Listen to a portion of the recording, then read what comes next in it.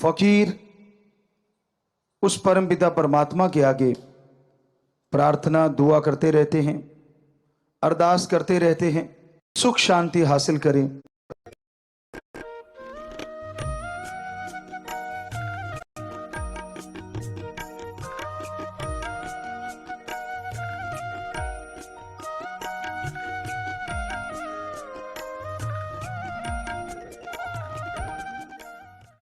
फकीर उस परमपिता परमात्मा के आगे प्रार्थना दुआ करते रहते हैं, अरदास करते रहते हैं,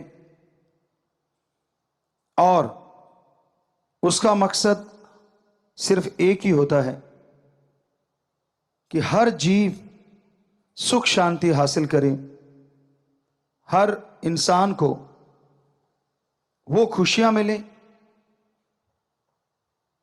जिसके लिए वो दुआएं करता है, प्रार्थनाएं करता है। पर जायज नाजायज मांग ना तो कभी पूरी होती है और ना उसके लिए संत पीर फकीर कोई दुआएं करते हैं।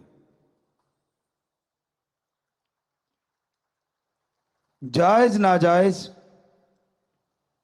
सही है गलत है, इसका पता कैसे चले?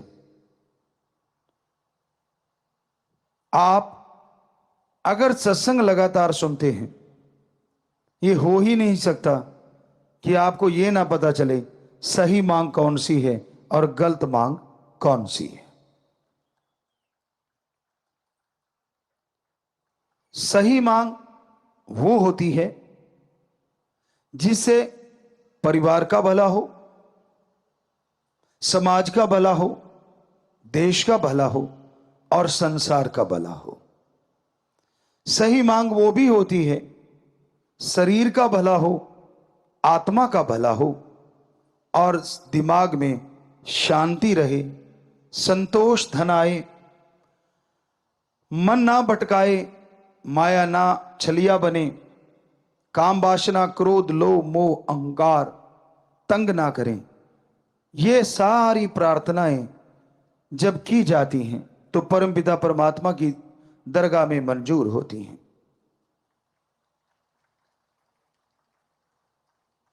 इसके अलावा आदमी तो बहुत कुछ मांगता है, मुझे ये दे दो, मुझे वो दे दो, पर सूफियत में सच्चा भक्त मानता है, हे मेरे परमपिता परमात्मा, मुझे वो देना जो तेरे दर के करीब करे, कभी दूर ना करे।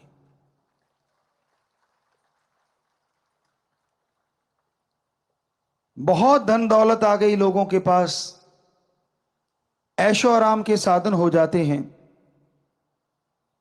और कमी यह आ जाती है कि वो परम पिता परमात्मा से दूर हो जाते हैं। तो आज यही कि मांगना कैसे है और किससे मांगना है। वैसे तो समाज में रहते हुए आप समाज से मांगते रहते हैं, लेन देन चलता रहता है, पर वो स्वस्थ तरीके से लेन देन हो। जुबान के पक्के बनो, और जो जुबान के पक्के होते हैं उन पे ही समाज में विश्वास किया जाता है, यकीन किया जाता है। जो जुबान के कच्चे होते हैं, घर वाले यकीन नहीं करते, समाज तो क्या करेगा। पुराने समय में हमारे भारत में यह संस्कृति रही है कि दो दोस्त एक दूसरे को जुबान दे देते थे छोटे छोटे बच्चों के लिए कि भाई अपनी दोस्ती है, तेरा बेटा और मेरी बेटी की शादी आपस में करेंगे ताकि ये रिश्ता और मजबूत हो जाए। तो दोनों हाथ मिलाया या यूं कह दिया कि हाँ पक्का, और फिर 100% वो पक्का होता था, उसमें कच्चापन नहीं आता था। आज पहली बात तो जुबान ही नहीं रही, जुबान करके लोग मुकर जाते हैं। दूसरी बात, जुबान को छोड़ो, लिखा हुआ मुकर जाते हैं। ऐसा टाइम, ऐसा समय है प्यारी साध संगत जीओ, इंसान जब मांगने बैठता है उसे यह लगता है कि मैं तो जायज ही मांगता हूं, नाजायज मांगता नहीं। आप उस बच्चे की तरह हो जो छोटे से होता है, बिल्कुल छोटी सी उम्र में सांप को देख के कहता है मैंने पकड़ना है, कोयले को देख के कहता है मैंने खाना है। तो क्या अच्छे माँ बाप आप में से अपने बच्चों को वो खिला देंगे? क्या आप अपने बच्चे के हाथ में सांप पकड़ा देंगे? कभी नहीं।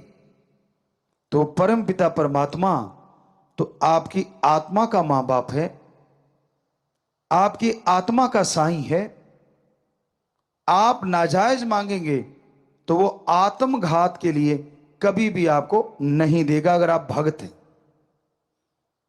और अगर मालिक को लगता है कि आपके लिए सही है, लगता नहीं, वो तो जानता है, तो पल में वो आपकी इच्छा चुटकियों में पूरी कर देगा।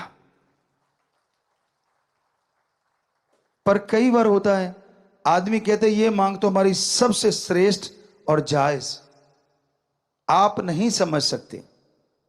वो मांग जायज है, सर्वश्रेष्ठ है, 100% सच, और मालिक अल्लाह राम 100% पूरी भी करता है, लेकिन थोड़ा आगे पीछे होता है। तो उसमें घबराओ नहीं, बल्कि सुमरन, अखंड सुमरन सेवा में लगे रहो, इबादत करते रहो, भक्ति करते रहो। तो यकीन मानो वो भक्ति के बदले आपकी वो जायज मांग ही पूरी नहीं होगी, भक्ति का फल भी आपके अकाउंट में जमा हो जाएगा, क्योंकि उसने इस बहाने आपको पता नहीं क्या क्या बख्श देना है।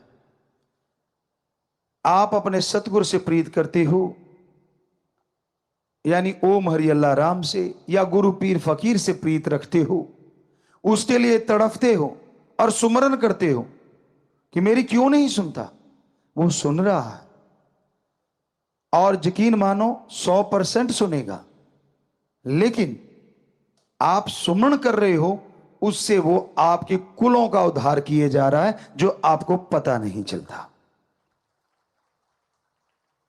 आने वाले बुरी वक्त की तपिश से वो आपको बचाए जा रहा है, आने वाली तेज गर्म हवाओं से वो ढाल बन के आपके सामने खड़ा हुआ है, आने वाले बुरे वक्त से सुमरन करवा के आपको वो धुरी का दाना बनाना चाहता है, जिस पे चक्की घूमती है, सारे दाने पिस जाते हैं, लेकिन वो जो धुरी के साथ, वो जो किल्ली के साथ, वो कील के साथ जो दाने लग जाते हैं, जिस पे चक्की घूम रही है, पत्थर उठा के देखो, वो दाने ज्यों के त्यों बच जाते हैं।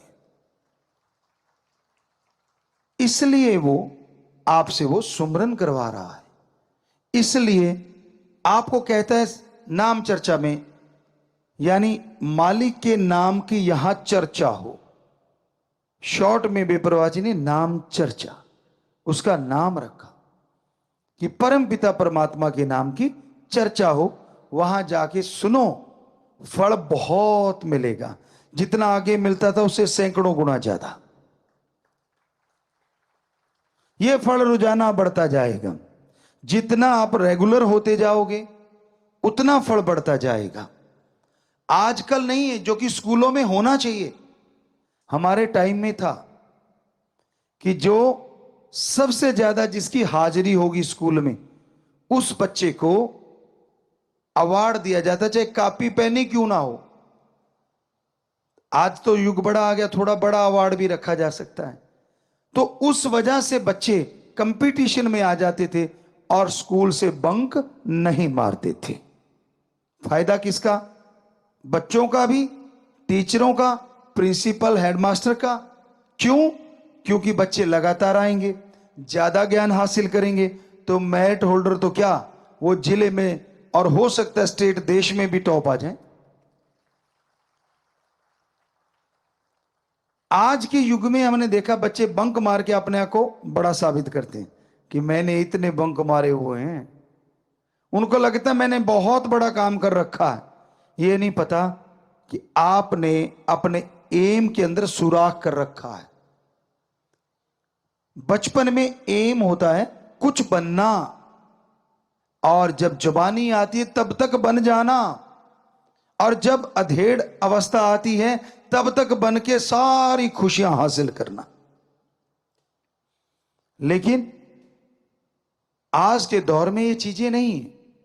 तो हमारे वहां बच्चों के एक तरह का गुरुकुल ही है वो, और मां बाप आते थे तो सिखाया जाता था कि जब वो मां बाप का दिन आए, बात बाद में करना, पहले अपने मां बाप के पांव छूने हैं झुक के।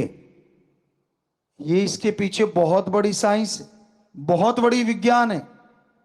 आप झुकते हैं तो वो जो पांव को छूना और एक सिर पे हाथ का आना, इसके अंदर बहुत बड़ी साइंस छुपी हुई है। झुकना सिखाता है कि धर्म कहते हैं कि दीनता, नम्रता, आपकी ईगो फिर हार्ट नहीं होगी अगर आप आज झुकना सीख जाते हैं। जो झुकना नहीं सीखते वो टूट जाया करते हैं। ऐसे तिनके को मरोड़ो, कुछ तिनके ऐसे होते हैं जो लचीले होते हैं, ऐसे ऐसे करते रहो टूटते नहीं। उसी के वजह से दूसरे तिनके को ऐसे करते हैं, तड़ाक टूट जाता है। तो जिंदगी में आने वाला समय पता नहीं कैसा है, ये तो राम जाने। अगर वो मां बाप के सामने झुक गए तो हो सकता है लाइफ में मालिक ना करे ऐसा टाइम आए कि आपको झुकना पड़ जाए, तो तकलीफ नहीं होगी क्योंकि आप झुकना जानते हैं। और मां बाप का आशीर्वाद वो डुप्लीकेट नहीं होता, दुआएं लेके आता है, पॉजिटिव रेज लेके आता है कि बेटा सुखी रहे। यूं सिर पे हाथ रखते ही वो उनकी पॉजिटिव एनर्जी आपके अंदर प्रवेश कर जाती है। तो इसलिए हमने अपने बच्चे जो स्कूल में पढ़ते हैं उनको सिखाया था, हॉस्टल में खास करके जो बच्चे रहते हैं, कि बेटा जब पेरेंट्स डे हो आप जाओ, सबसे पहले माँ बाप के पांव छुओ और फिर पूछो कि पापा माँ सेहत कैसी है। और इससे कुछ जाता नहीं। यकीन मानो अगर आप झुक नहीं रहे तो ईगो अड़ रही है कि हमारे तो विचार ही नहीं मिलते, हम तो ऐसे कैसे झुक जाएं। विचार अपनी जगह, थॉट्स अपनी जगह, पर ये लेना देना अपनी जगह। आप सत्कार देते हो, बदले में पॉजिटिव एनर्जी ले लेते हो। बताओ फायदा किसको। ना चाहते हुए बुजुर्गों को हाथ रखना पड़ता है, पर कई बुजुर्ग होते हैं पीठ घुमा लेते हैं कितने के दिन। वो जट्टू इंजीनियर वाला काम तो होने से रहा, जो आपने देखा था कि वो पीछे पड़ गए थे क्योंकि उन्होंने तो अचानक पैर पकड़ के खींच लिए थे।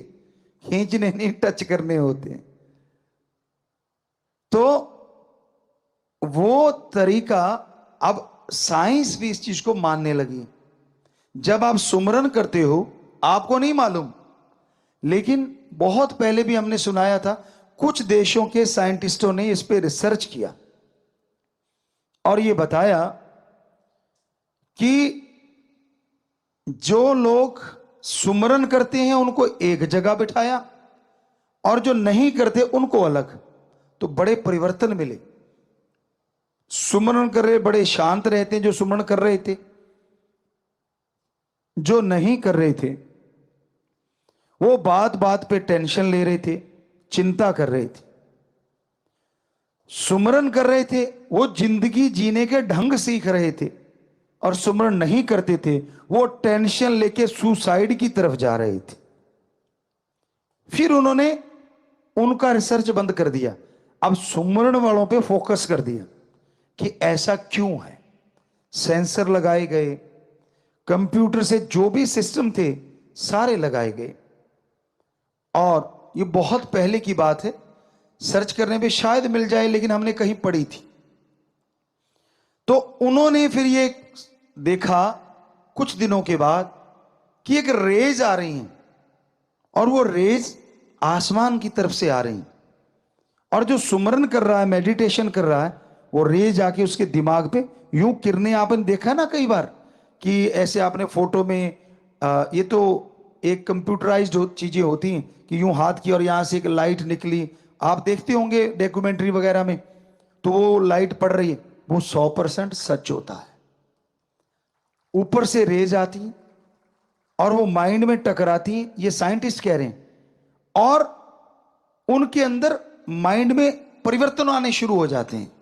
डीएनए के जो सेल्स हैं वो मजबूत होते हैं, अंदर डीएनए पनप रहा है, वो और स्ट्रांग होता चला जाता है।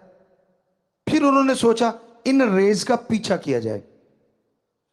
जब उन्होंने उस रेज का पीछा किया तो एक हद के बाद पता नहीं चला वो रेज आ कहां से रही, क्योंकि इनकी जो साइंस की जो दायरा है वो ब्रह्मांड के अंदर तक का है, और वो ब्रह्मांड से पार से आती हैं रेज।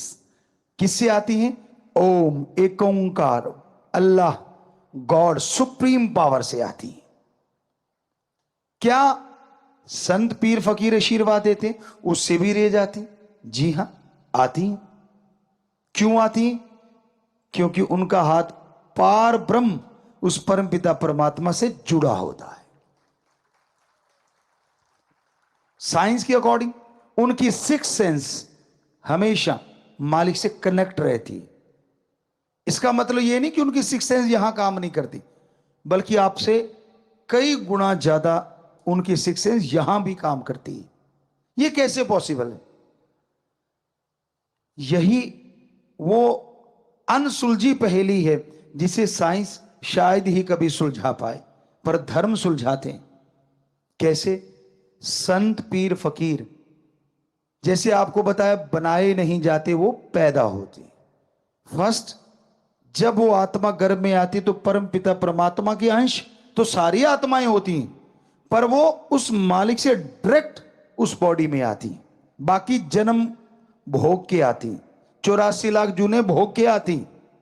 पर जो संत आज से पहले हमारे महापुरुष हुए, जितने भी संत सच्चे रूहानी सूफी संत आए, बहुत आए सारे धर्मों में, वो डायरेक्ट उस ओम का अंश होते हैं, ना कि जन्मों मरणों में घूमी हुई आत्मा होते हैं।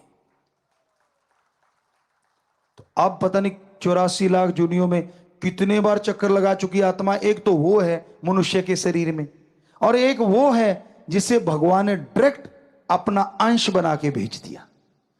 तो नेचुरली वो जो घूम घुमा के आई है, वो तो संचित कर्म इकट्ठे किए बैठी है। उनको भोगते भोगते कभी गुस्से हो जाती है, कभी सतगुरु राम से भी मुनकर, कभी कुछ कभी कुछ कभी कुछ।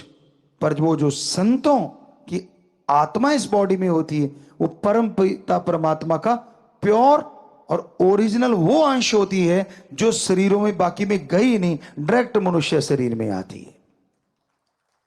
इसलिए वो क्योंकि डायरेक्ट आई है तो उसका कनेक्शन भी गर्भ में भी मालिक से डायरेक्ट होता है। बाहर तो छोड़ो, आप अब कनेक्शन डायरेक्ट है।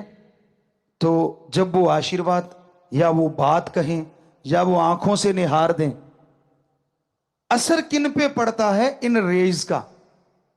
जो झोली फैलाए बैठा है, दीनता, नम्रता जिसके गहने हैं, जो 100% संतों के गुरु के वचनों को मानता है, ना कि नजायज फायदा उठाने के लिए आया, वो नहीं। जो अपने पीर फकीर से दृढ़ यकीन रखता है। इसलिए हमने आपसे हमेशा दो ही तोहफे मांगे, वचनों पे पक्के रहो और दृढ़ यकीन रखो, तो नेचुरली प्रीत बढ़ेगी। और फिर आप देखोगे कि एक नजर भी अगर टकरा गई तो पता नहीं क्या से क्या दिखा दे। ये हमारी कोई औकात नहीं, ये तो उस परमपिता परमात्मा की हम रहमत कृपा बता रहे हैं कि ये उसने किया होता है। वो कौन से शरीर को चुनता है, ये भी उसका काम होता है। तो इसमें हमारा तो कोई काम नहीं रहा ना, किसी भी संत का कोई काम नहीं होता। ये सारा उस ओम सुप्रीम पावर का काम होता है। वो ही बॉडी की रचना करता है, वो ही उस बॉडी में अपना डायरेक्ट अंश भेजता है। हो सकता है ये सवाल कभी ना कभी आप लोगों के किसी ना किसी बहन भाई के दिमागों में आए होंगे, जो आज हम आपको सुना रहे हैं, या आपकी जानकारी के लिए। क्योंकि अंदर तो आता ही है कि हम तो 84 लाख जोन भोग के आए, जोनियों में जाके आए। क्या संत पीर फकीर भी इसी को फॉलो करते हैं? कई बार ऐसी चीजें देखने को मिलती है। मान लीजिए अब संत पीर फकीर किसी को कह देते हैं कि ये बेटा कर लेना, या ये तू बीमार है तो ये ले, ऐसे कर लेना। अब दो चार और खड़े होते हैं, वो कहते हैं यार मुझे क्यों नहीं, इसको क्यों। हो सकता है बिना प्रसाद के वो अपनी निगाहों से तेरा रोग काटते, पर तेरे जची नहीं, तूने उसको उल्टा ले लिया इसलिए वो नहीं कटा। काश उसको इस तरह से ले लेता कि मुझे इसका मतलब ये है कि प्रसाद की भी जरूरत नहीं, उनका नजरे कर्म ही काफी है, तो यूं यूं यूं ठीक हो जाता। तो ये सोचने का होता है। रूहानियत बहुत गहरी है। संतों का कोई भी काम बिना वजह नहीं होता, क्योंकि वो अपने लिए नहीं जीते, वो पूरे समाज के लिए जीते हैं। वो अपने लिए नहीं जीते, परम पिता परमात्मा के लिए जीते हैं। वो उसके गुलाम होते हैं, उसके नौकर होते हैं। इसलिए कई जगहों पे महापुरुषों ने, परम पिताजी दाता रहबर ने पहली बॉडी में भी फरमाया कि परम पिता परमात्मा का काम संतों द्वारा ही सारा होता है। ये बेप्रभा जी के वचन है। तो आज आपको समझ आई ये क्यों होता और कैसे होता है। और बेप्रभा जी के लिए एक वचन हुए थे साईं मस्ताना जी उस बॉडी में, यही हम कहा करेंगे। आप कहते पर्दा रखते हो, अब तो पर्दे पुर्दे तो उठा दिए बहुत सारे। तो उस बॉडी के रूप में बेप्रभा जी ने वचन किए, अपने लिए भी थे उनके, लेकिन किए दूसरी बॉडी के लिए कि इनको देखेगा वो भी तरेगा, इनकी पीठ के दर्शन करेगा वो भी तरेगा, जो बात सुन लेगा फायदा उसको भी होगा, जो मान लेगा उसका तो कहना ही क्या है। साईं जी ने यानी मस्ताना जी रूप की वो बॉडी ने परमपिता शास्त्र नाम जी के लिए वो वचन किए। तो क्या आपकी बुद्धि सीमित है? शायद तंग दिली है आपके अंदर, शायद आपका दिमाग काम नहीं करता। वो वचन साईं मस्ताना जी की बॉडी के लिए भी थे, परम पिता शास्त्र नाम जी महाराज की बॉडी के लिए भी थे, और फिर परम पिता जी ने वचन कर दिए हम थे, हम हैं, हम ही रहेंगे। तो बिल्कुल क्लियर ही हो गया ना, बात ही खत्म हो गई। पर ना जी, हम तो उसको मानते, हम तो उसको मानते, हम तो उस कईयों के घेर अब भी अटका हुआ है। आपको सुनाया करते थे हम, किसान के बेटे हैं तो किसान का काम बहुत ज्यादा किया है, बेहद ज्यादा किया है। कई बार वहां बच्चे चेक करते थे, गुरुजी अब तो आपने उतना ज्यादा हार्ड वर्क नहीं करते, आपके हाथ इतने हार्ड क्यों हैं? मैंने कहा बेटा इसे कहते कमाए हुए हाथ, ऐसे बैठ के गड़ाए हुए हाथ नहीं है, ये कमाए हुए हैं। हम अपनी बड़ाई नहीं करते। आपको कहते हैं ना बेपरवाह जी से बेहद इश्क था। तो एक बार हम आप एक छोटी सी बात बताना चाहते हैं कि वो बॉडी कैसी हो जाती है जो सतगुरु से प्यार करती है। हमारा हमेशा चैलेंज एक्सेप्ट करने का दिल रहता था कि चैलेंज किसी ने दिया है तो उसको स्वीकार कर लेते थे। तो हम आए आश्रम में, डेरे में, बेपरवाह जी से दर्श दीदार हुए, सेवा की, जो भी सेवा बनती थी। और पीछे गांव में, अगर गांव वाला होगा पुराना तो उसको पता होगा, गांव में एक स्कूल बनाने के लिए चर्चा चल पड़ी और वहां मिट्टी डालने लगे कि अपने अपने खेतों से मिट्टी डालो, खड्डे खुड्डे थे वहां काफी। तो हमारे पीछे से, तो हम रात को पहुंचे, तो हमारे जो वो साथी थे उनसे पूछा क्या हुआ। कहते यार आज तो कंपटीशन हो गया पूरे गांव में, हमारी वजह कह लो, राम जी की वजह, कंपटीशन चलता था हर बात के लिए। वो आपको बाद में बताएंगे, हंसने वाली बातें भी है। तो हमने कहा कितनी ट्राली डाली? कहते जी हम तो 22 डाल पाए। तो हमने कहा और? कहते फला फला 26 डाल गया। हमने कहा लानत, क्यों 22 डाली आपने? कहते थोड़ा सा खेत दूर है ना। मैंने कहा फिर क्या हो गया, कल सही। अगले दिन वो ट्राली बहुत बड़ी थी, उस समय के अकॉर्डिंग 2 टायरों वाली ट्राली बड़ी थी, खुले चने भी उसमें 100 मन से ऊपर आ जाते थे, तो बड़ी ट्राली मानते थे कि ये बड़ी है। तो हमने कहा भाई 3 हिस्से करते हैं। सबसे मुश्किल हिस्सा कहते अगला, डाला खोल के तो आसान हो जाता ना आजकल, बाद में तो वो आगे एक खिड़की भी आने लग गई, लेकिन हमारे उस टाइम में सिर्फ पीछे खुलता था ट्राली का, आगे नहीं। तो हमने 3 हिस्से बांट दिए, वो 4 थे, हम अकेले, कि अगला हिस्सा हम अकेले भरेंगे, पिछला आप चारों मिलके भरो। तो अगला हिस्सा, ये राम जी बेपरवाह जी के रहमो कर्म की बात बताते हैं, वरना तो हम खाक हैं। वो अगला हिस्सा जो होता था उसका, यानी 3 हिस्से हो गए, तो अगला हिस्सा हम 2 से 3 मिनट में भर देते थे अकेले। और हमारी कस्सी हो सकता आज भी संभाल के रखी हो उन बच्चों ने, कोई हाथ नहीं लगाता था। हम कहते यार बाद में बर्त लिया करो, तो जो उनमें सबसे पावरफुल था वो कहता था मामा ये कस्सी को देख के ना माथा टेक देते हैं, भाई जिसकी तू है वो ही उठाएगा, पंगा नहीं लेने का। एक बार या हमारे ताऊ जी का बेटा वो चले गए थे, उसके दल है मैं चलाऊंगा, तो उनका पेट इतना खिंच गया था 2-3 दिन पड़े रहे थे। और हमें वो कहने लगे, आज भी याद है जब हम आपस में मिले, कहने लगा जरूरी सी पंगा लेना। हमने कहा हमने क्या पंगा लिया, हम तो डेरे गए थे। कहते ना जड़ी कई ले आके रख रखी थी बड्डी। तो हमने कहा फिर क्या हो गया, कहते मैं चला बैठा कि तू चलाता, मैं भी चलाऊंगा, पानी की बारी थी, मोगा बड़ा था। तो कहता है पूछ मत, उस दिन से ये सारा डंगा खींचा पड़ा है। तो हमने कहा वो क्या कहते थे, वो कहते भाई हम तो 7 दाने दर के माथा टेकते हैं, हम नहीं इसको छेड़ते। तो असल में बहुत बड़ी कस्सी थी। कबूल शाह खुपन एक जगह है, वहां से वो आई हुई थी, तब बड़ी मशहूर थी वहां की, आज हमें नहीं मालूम। तो वो कस्सी से हम 2 से 3 मिनट में भरते थे, और वो चारों मिलके 2 हिस्से जो थे वो लगभग 10 से 15 मिनट लगा देते, वो भी तब जब हम ऊपर खड़े करते लानत आपके हमने भर दिया, अरे क्या कर रहे हो, अरे जोर लगाओ। तो उस दिन दूसरे जो चैलेंज वाले थे उन्होंने 28 और हमने शायद 46 ट्रालियां डाली थी। तो ये कहने का मतलब बेपरवाही का रहमो करम, दया में रहमत, दर्द यकीन हो। अब आप कहोगे जी अब हमें समझ आ गई, आप ऐसे कैसे कर लेते थे। अगर आपको समझ आ गई तो जरा सोचो हमें कस्सी चलाने की क्या जरूरत थी, फिर फूंक मारते ट्राली भर जाती ले जाते। बताओ है जवाब कोई आपके पास। अरे भाई तब हम इस ताकत का इस्तेमाल नहीं करते थे, जो राम जी ने ये बॉडी बनाई थी इसकी ही इस्तेमाल करते थे। ओनली ह्यूमन बीइंग, एक मनुष्य की तरह, आम इंसान की तरह। वो बेपरवाह जी ने रहमत वो कर रखी थी, उसमें कोई दो राय नहीं। लेकिन जब तक जाहिर नहीं होता शरीर, राम जी करते नहीं, तब तक वो चीजें नहीं दिखाते। हाँ उनको दिखा भी देते हैं, जिनका दर्द यकीन होता है उनको तब भी वो चीजें मिलने लग जाती हैं जो बाद में मिलती हैं। मिली लोगों को वो जानते हैं। तो हमारा आज यही बताने का उद्देश्य है कि इस तरह से अगर आप सच्चे दिल से मालिक से प्यार करोगे तो यकीन मानो कभी हारोगे नहीं। अगर पॉजिटिव रहोगे तो नेगेटिविटी नजदीक नहीं फटकेगी।